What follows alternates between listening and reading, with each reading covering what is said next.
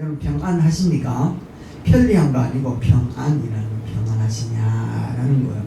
그래서 뉴욕타임즈에서 조사를 해봤더니 지난 17년 동안, 그러니까 2000년도부터 해서 지금까지 2021년도까지 지나오는 동안에 전쟁, 세계에서 일어난 전쟁이 몇 번이 있었는가? 한 50회 이상이 넘었대요. 50회 이상이나 넘었는데, 심지어는 예수님께로부터 지금까지 뭐 이런 전쟁들이 많이 있었겠죠. 조사를 해보니까 1500회 가까이 된대요. 엄청나지 않습니까?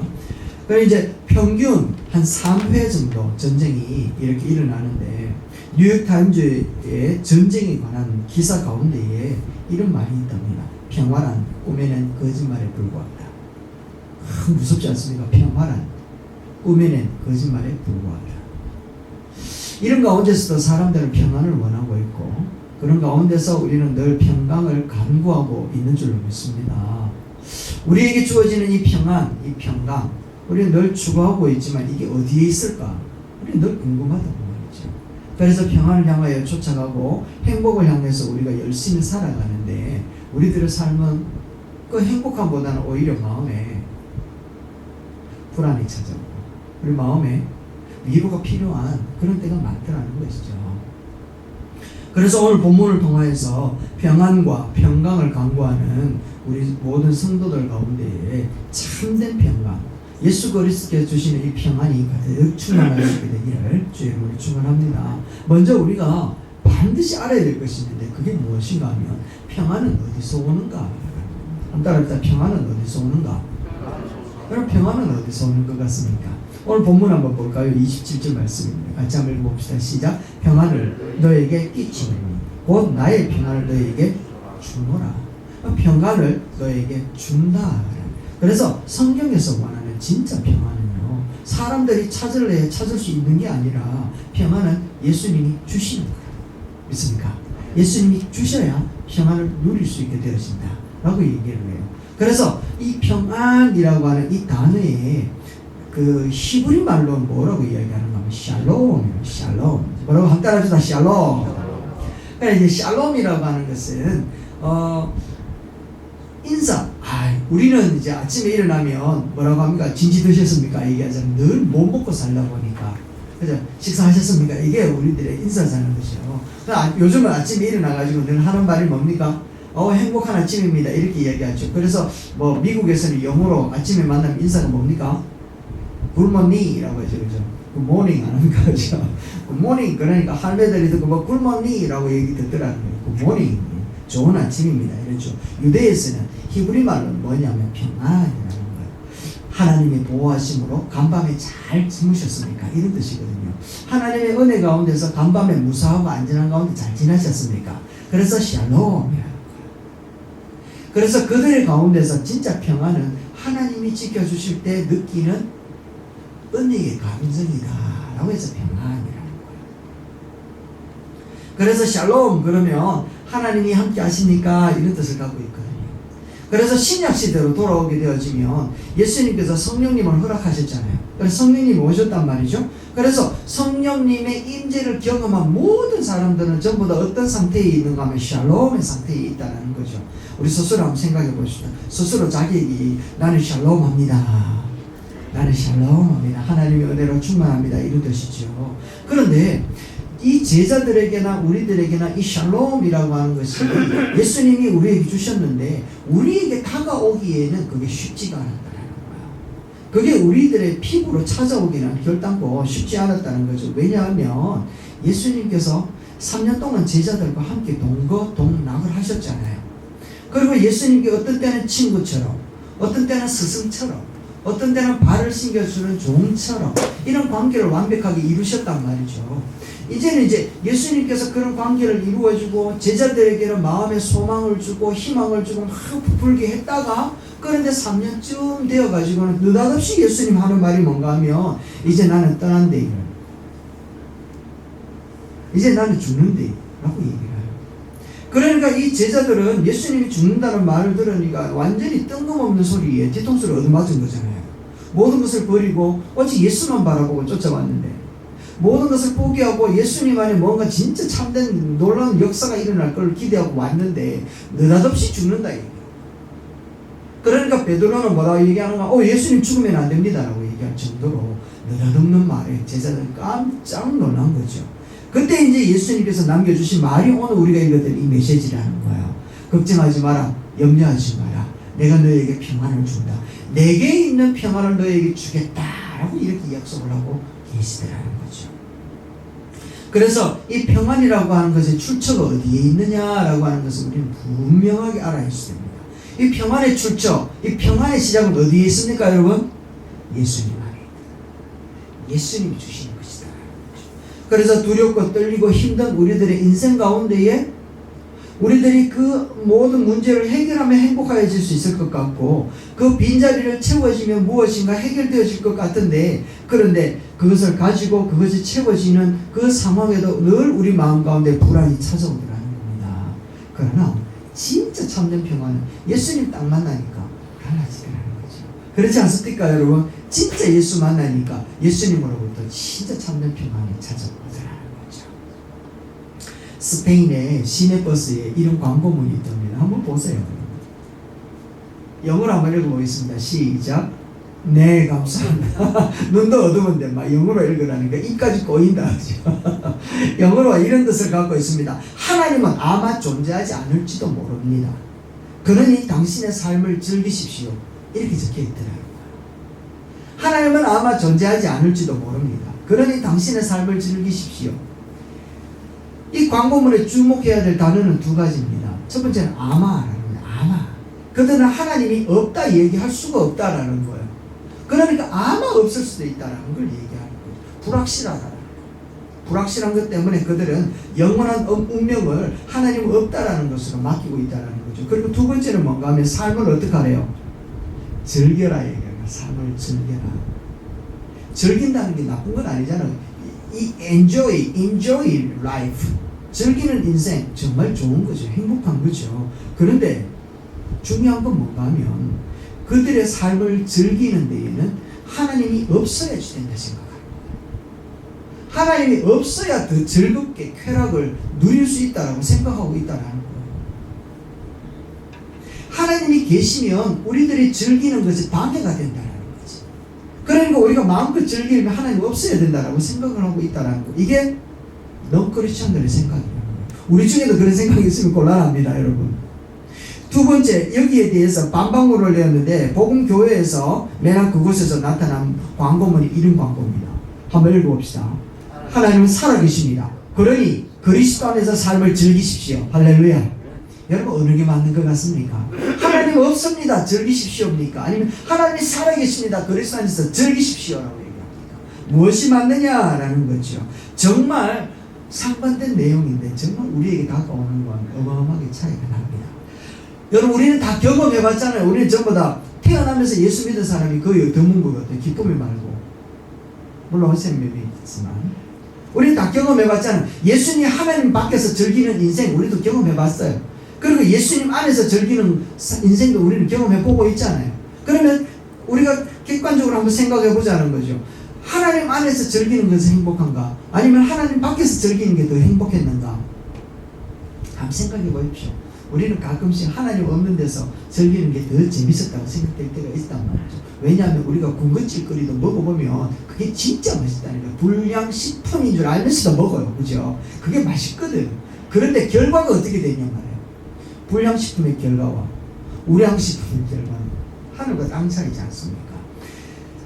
그리스도 안에서 우리가 하나님 안에서 즐기는 인생이 진짜 행복한 줄로 믿습니다. 우리 다 그렇게 동의하고 그렇게 인정하고 믿음으로 살아가잖아요. 왜냐하면 예수 안에서는 나의 정체성이 발견되기 때문에 그래요. 예수님 안에서는 내가 사는 이유를 발견할 수가 있고 예수님 안에서는 어떻게 살아야 되는지에 대한 그 길도 놓여 있고요. 순간순간마다 살아가는 순간의 가치를 느끼는 게 바로 예수 안에서 발견할 수 있기 때문에 그래요. 예수님 밖에서 즐기는 건요, 남는 것은요, 병은 신체밖에 안 지잖아요. 사람은 나이를 먹으면 먹어갈수록 잃어버린 것이 하나가 있는데 그게 무엇인가 하면 천덕꾸러기가 되는 거예요. 천덕. 정말 죄송합니다. 귀찮은 존재, 없었으면 하는 존재로 전락한대요. 정말 깜짝 놀랐는데 아내들 사이에 남편이 모르는 소식지가 쫙 퍼졌습니다. 그걸 제가 입수했다는 거 아니겠습니까? 한번 들여보세요. 남편이라는 존재는 퇴근이 늦으면 궁금하고, 옆에 있으면 답답하고, 오자마자 자면 섭섭하고, 누워서 뒹굴면 짜증나고, 말 걸면 귀찮고, 말 안 걸면 기분 나쁘고, 누워있으면 나가라 하고 싶고, 나가 있으면 신경 쓰이고, 늦게 들어오면 열받고, 일찍 들어오면 괜히 불편하고, 이상한 존재, 미스터리한 존재. 남편을 이렇게 이야기하고 있더라는 거예요. 미스터리한 존재. 다시 얘기를 하면 시간이 가면 갈수록 남편이라는 존재 이유가 사라져가고 있더라는 겁니다. 이게 인생의 모습이라는 거죠. 그런데 예수 안에서 사는 우리들의 삶은 시간이 가면 갈수록 왜 사는지에 대한 분명한 이유가 생기기 시작을 하더라는 거죠. 우리가 시간이 가면 갈수록 우리의 가치가 더 커지더라는 겁니다. 이것이 진정한 행복 아니냐라는 거죠. 그래서 늙은이는 꿈을 꾼다 얘기하잖아요. 젊은이들은 환상을 보지만 늙은이들은 꿈을 꾸는 거, 하늘나라의 꿈을 꾸며 예수 그리스도 안에서 나이를 먹고 연세가 지긋해질수록 하늘나라에 대한 소망이 커지니까 삶의 가치와 삶의 방향과 삶의 의미가 거기에 놓여 있으니까요. 진짜 진리 안에서 참 자유를 누리는 자들이 되는 줄로 믿습니다. 여러분, 이게 진리라는 거예요. 진리를 깨닫는 순간 우리는 자유가 참된 자유가 그곳에 있음을 우리는 날마다 꼭 경험하고 있지 않습니까? 분명히 기억해야 됩니다. 평안은 어디에서부터 오는가? 예수 그리스도부터 온다는 거. 믿습니까? 아무리 찾아 헤매도 우리 힘으로는 찾을 수가 없는 것이 바로 평안입니다. 샬롬, 이것은 하나님의 은혜를 받은 사람이 갖는 마음의 자세, 이게 샬롬이라는 거죠. 그래서 참된 평안을 누리기를 원하십니까? 그러면 참된 평안은 예수님 안에 있다는 것, 여기에 대한 분명한 확신을 가지시기를 주의 축원합니다. 두 번째는 세상이 주는 평안과 주님이 주시는 평안은 다르다. 파란 글자 한번 읽어볼까요? 시작. 세상이 주는 평안과 주님이 주시는 평안은 다릅니다. 할렐루야.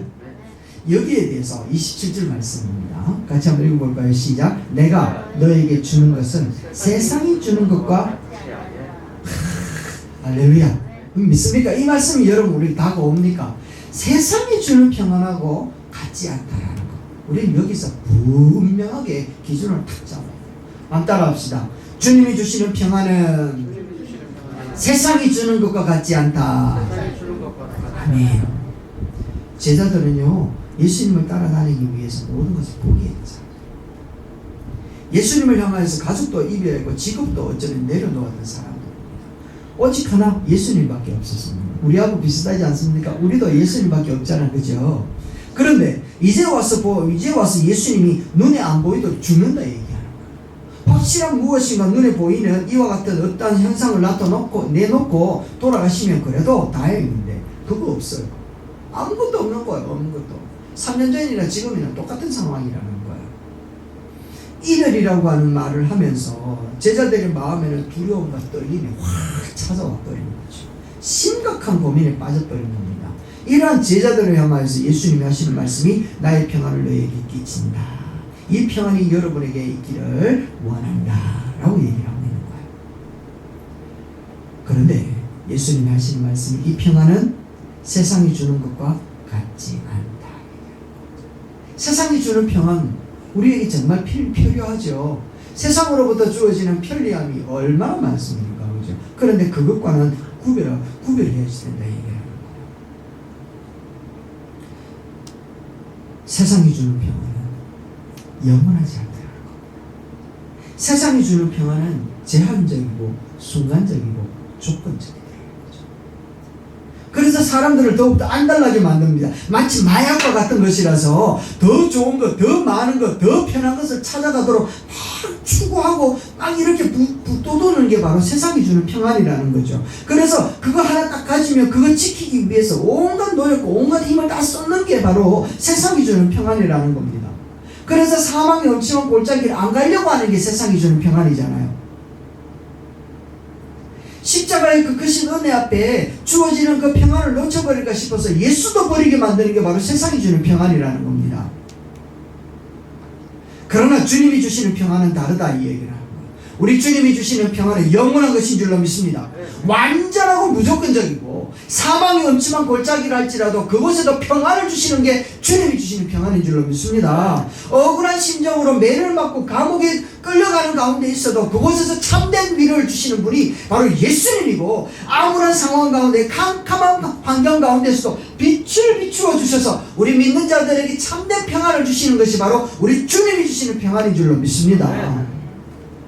가진 것이 없어도 감사할 줄 알고, 불편하고 힘든 상황에 빠져 있어도 그곳에서 기뻐할 수 있는 평안, 이게 바로 주님이 주시는 평안이요, 세상이 주는 평안과 다른 평안이라고 얘기를 하는 겁니다. 그래서 초대 시절에 예수님을 죽였던 세력들이 얼마나 힘을 모아가지고 기독교 장당들을 소탕해 내기 위해서 애를 썼는지 모른단 말이죠. 그들이 크리스천들을 불태워 죽인 인원수와 그들이 크리스천들을 향하여 잔혹하게 죽였던 인원수, 그 내용들을 보면 우리가 눈뜨고 읽을 수 없을 정도의 내용이랍니다. 그렇게 강력한 핍박이 가해지고 있는 상태였습니다. 그런 가운데서 사도들이 잡혀가요. 그리고 기독교 단체의 수장이었던 야고보도 죽음을 맞이해요. 그들이 이제 할 수 있는 길은 유일 한 가지밖에 없는데 오직 하나님 앞에 기도하는 밖에 없었답니다. 그래서 기독교 단체들이 모여가지고 하나님 앞에 온전하게 기도하기 시작을 하는데, 어떻게 기도하는가 하면 이렇게 기도하더라는 거예요. 사도행전 4장 29절 말씀입니다. 우리 한번 읽어볼까요? 시작. 주여 이제도 그들의 위협함을 굽어보시옵고 또 종들로 하여금 담대히 하나님의 말씀을 전하게 하여 주시옵소서. 우리 다시 한번 읽어봅시다. 사도행전 4장 29절 우리 큰 소리로 다시 한번 읽어봅니다. 시작. 주여 또 종들로 하여금 담대히 하나님의 말씀을 전하게 하여 주시오며. 여러분, 그들의 기도를 한번 보세요. 위축되어진 모습이 보입니까? 두려워 떠는 모습이 보이냐라는 거예요. 그들이 기도하는 주제가 뭔가 하면, 이런 모든 어려운 가운데서도 하나님이여 나를 한번 보십시오. 나는요 두려워 쫄지 않습니다. 나는요 담대하게 하나님의 말씀을 전하는 데에 서 있습니다. 그리고 더욱더 담대하게 하나님의 말씀을 전할 수 있는 힘을 주시옵소서. 이렇게 당당하게 고백하고 있는 모습을 우리에게 보여줍니다. 이런 담대함과 이런 평안함이 어디서 오느냐? 바로 예수님 안에서 온다라는 겁니다. 세상이 주는 평안함과 예수님이 주는 평안함은 여기에 차이가 있어요. 세상이 주는 평안함은 편리하게 만들 수는 있지만 이 담대함은 없단 말이죠. 그러나 예수님이 주시는 평안함은, 이 편리한 것들은 좀 우리에게 거리가 먼 것 같지만 그러나 세상을 감당할 수 있는 담대함을 우리 주님이 주시는 줄로 믿습니다. 이게 바로 주님이 세상과 구별되어진 평안을 우리에게 준다 하셨던 그 평안이거든요. 세상이 주는 것과 다른 주님의 평안, 비록 환경과 형편과 상황은 점점 어려워져 갈지는 모를지라도 그 속에서 힘을 잃지 않고 더욱더 비전을 붙드는 게 바로 주님이 주시는 평안, 담대함인 줄로 믿습니다. 여러분, 감옥에 갇힌 바울과 실라가 얼마나 억울하고 얼마나 힘들었겠습니까? 그래서 하나님을 향하여 충분히 원망할 수도 있고 피곤할 수도, 자기 인생에 대해서 이게 뭐고 내한테 주어지는 거는 이게 뭐냐 라고 하면서 하나님을 향하여 정말 마음의 쓰라린 모습을 토해낼 수도 있었단 말이죠. 그런데 하나님이 주시는 참된 평안, 예수 그리스도를 만남으로 그분으로부터 주어지는 이 세상과 다른 평안은요 오히려 찬양하게 만들더라는 거예요. 오히려 기도하는 자세를 지켜나가더라는 것이죠. 스데반은 어떻습니까? 복음 안에서 죽음을 직면했는데 그 죽음 가운데서도 얼마나 평안하고 하늘을 바라보게 되더냐 말이죠. 여러분, 세상이 주는 평안과 우리 주님이 주시는 평안은 절대로 같지 않다라는 거예요. 충분히 다르다라는 거죠. 물질과 편리와 출세와 건강과 행복, 이것이 있어야 우리는 평안한 줄로 알지만 우리 그거 다 가져봤잖아요. 그거 다 가져봤잖아요. 그리고 그거 다 잃어도 봤잖아요. 예수 없는 사람은 그거 잃어버리면 다 인생이 끝입니다. 그래서 우리는 그거 잃어버려도 남는 것 하나, 예수 그리스도만 있다면 우리 예수 붙들고 다시 한번 일어나게 될 줄로 믿습니다. 이게 바로 역류성 에너지라는 거예요. 역류성 에너지. 역류성 식도염은 우리를 힘들게 만들지만 역류성 에너지는 우리를 활기차게 만드는 겁니다. 할렐루야. 이 에너지를 가질 수 있게 되길 주의 이름으로 축원합니다. 이제 마지막으로 세 번째, 평안을 사랑하지 말고 예수님을 사랑해야 됩니다. 여러분, 우리가요 이 생각을 먼저 고쳐야 될 게 바로 여기에 있습니다. 우리는 평안을 사랑하는지 예수님을 사랑하는지 정말 적나라하게 나의 심장을 다 필요한 부분 군더더기 딱 도려내고 딱 하나님 앞에 정직하게 한번 서보자라는 거죠. 나는 진짜 평안을 사랑하는지 예수님을 사랑하는지. 예수님이 뭐라 이야기했는가 하면 28절 말씀 한번 보세요. 같이 읽어볼까요? 시작. 나를 사랑하였더라면 내가 아버지께로 감을 기뻐하였으리라. 아버지는 나보다 크심이라. 나를 사랑했다면 내가 죽는다고 이야기를 해도 너 염려 안 할 거야. 나를 사랑했다면 내가 여기를 떠난다 해도 너희들이 깜짝 놀라지 않을 거라는 거야. 나를 사랑했다면. 다시 이야기하면 이들은 예수님 사랑했나요? 안 사랑했나요? 짐작할 수 있겠죠. 3년 동안 따라다녔고 주님의 말씀을 들었던 자들이지만 예수님의 말씀에 오히려 도무지 이해를 할 수가 없었단 말이죠. 그들은요 오직 자신의 소원, 자신의 목적, 자신의 욕망 이거 이루는데 관심이 있었던 겁니다. 그래서 예수님이 필요했고, 그래서 예수님의 능력이 필요했고, 그래서 예수님의 인기가 필요했다라는 겁니다. 예수님을 따르는 많은 무리가 필요했단 말이죠. 왜? 자기들의 소망, 이 혁명 정부를 일으키기 위해서 그들이 원했던 것을 만들기 위해서 예수님의 능력이 필요했다라는 겁니다. 그러니까 예수님이 사라지니까 끝장이라는 거죠. 예수님이 죽는다니까 큰일이라는 거예요. 모든 게 물거품이 될 수밖에 없던 상황이라는 거예요. 그들은 예수님을 사랑한 것이 아니라 그들이 만들고 싶었던 혁명 정부를 더 사랑했었고, 혁명 정부를 통하여서 자기의 위신을 높이는데 더 사랑했다라는 거죠. 그래서 예수님이 죽기 위하여 예루살렘으로 낙이 타고 들어가는 그런 상황 가운데서도 제자들은 예수님의 뒤를 따르면서 내가 예수님 우편에 서야지, 예수님이 나라가 임할 때 내가 큰 자리를 맡아야지 하면서 저거들끼리 높은 자리 큰 자리에 앉으려고 그래서 싸우고 있었다고 얘기하잖아요. 여러분들에게 한번 묻고 싶습니다. 여러분들은 예수님을 사랑하십니까? 이게 제자들을 향하여 찾아오신 부활하신 예수님의 물음이잖아요. 베드로야 너 나 사랑하느냐? 라고 물었단 말이죠. 그 말에 베드로는요 내 예수님 사랑합니다. 얼마나 당당하게 이야기하는지 몰라요. 그런데 예수님이 진짜 진중하게 다시 묻습니다. 진짜 내 사랑하나? 사랑하나? 그럴 때 두 번, 세 번 이야기하면서 느껴지는 마음은 정말 주님 앞에 부끄러움밖에 남지 않더라는 거죠.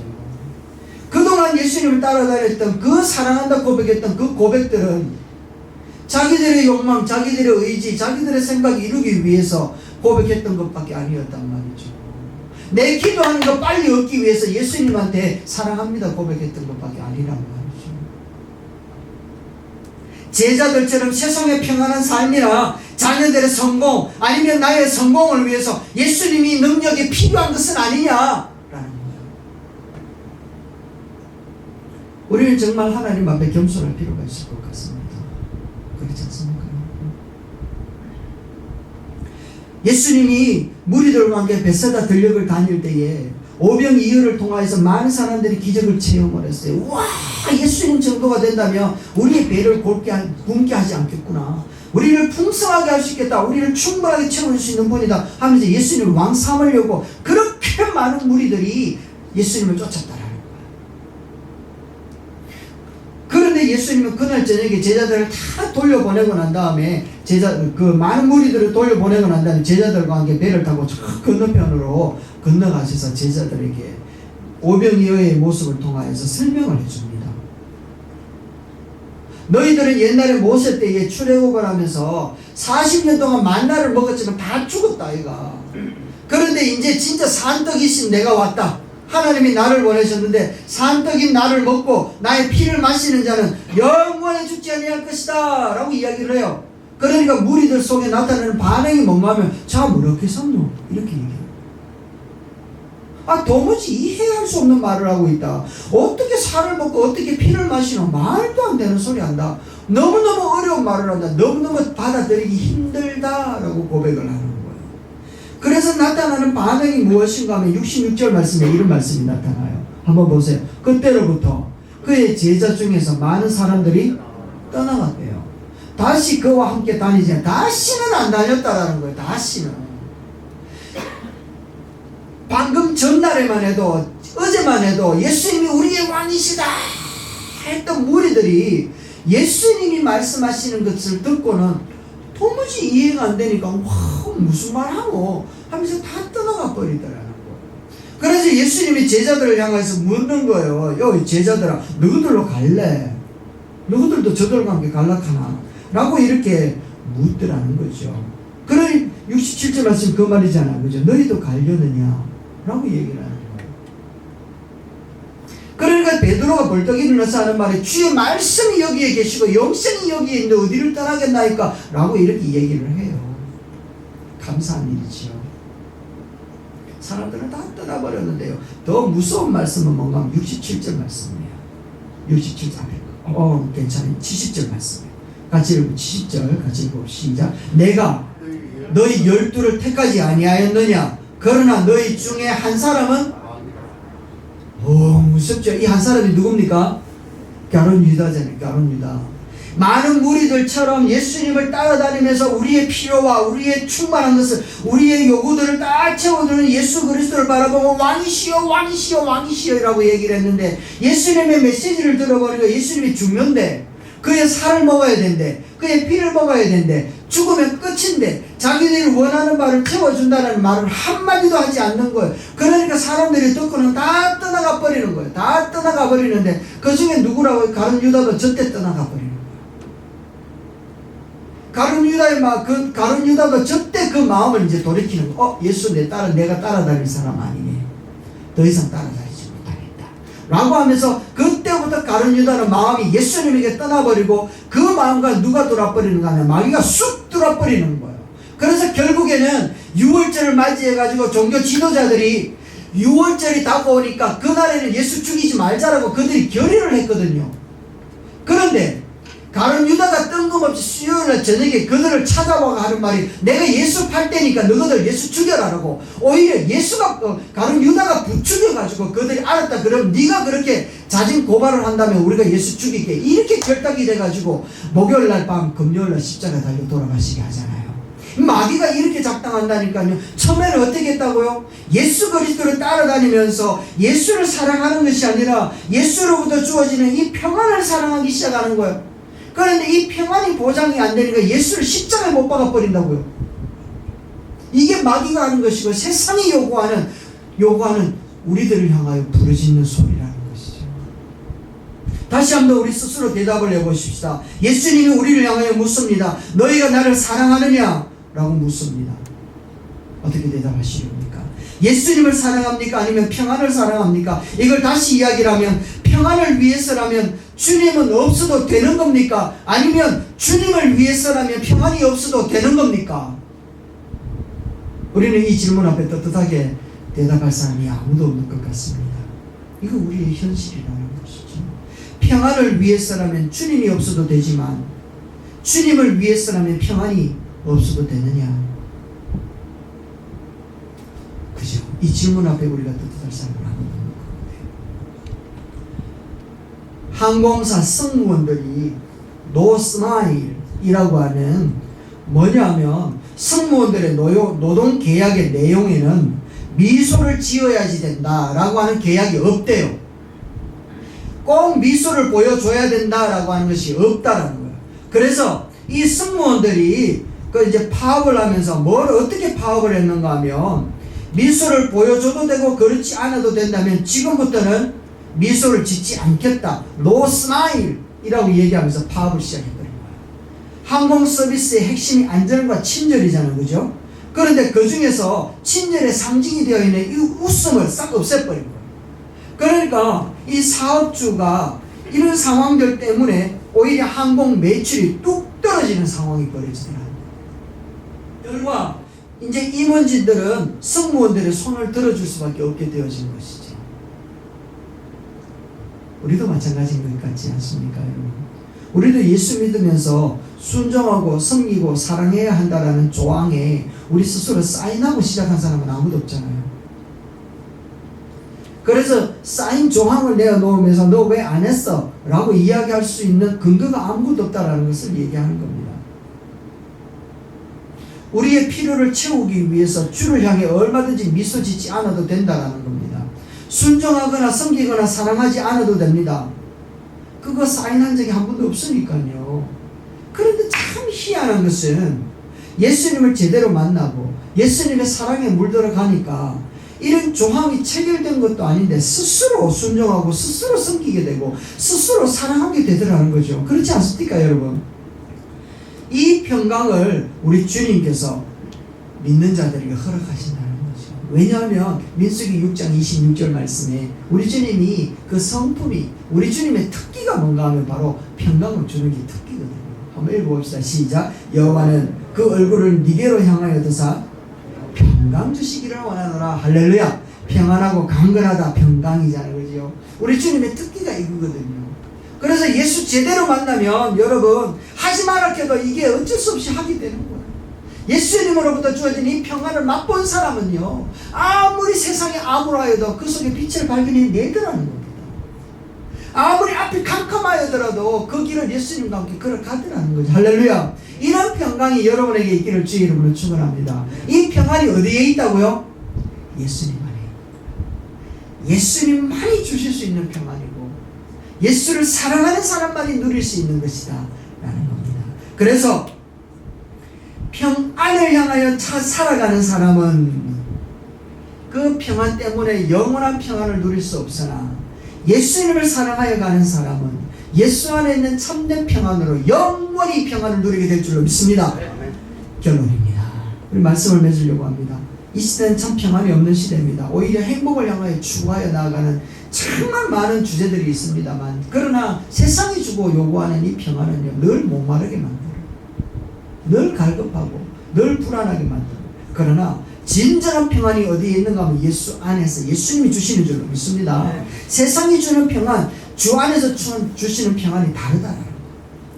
그리고 마지막으로 우리는 평안을 사랑하는 것이 아니라 예수님을 사랑함으로 예수 안에 있는 참된 평안을 우리가 마음껏 영원히 완전하게 누리며 하나님 나라의 백성으로서 살아가는 저와 여러분 되시기를 주의 이름으로 축원합니다. 할렐루야. 기도하십시다.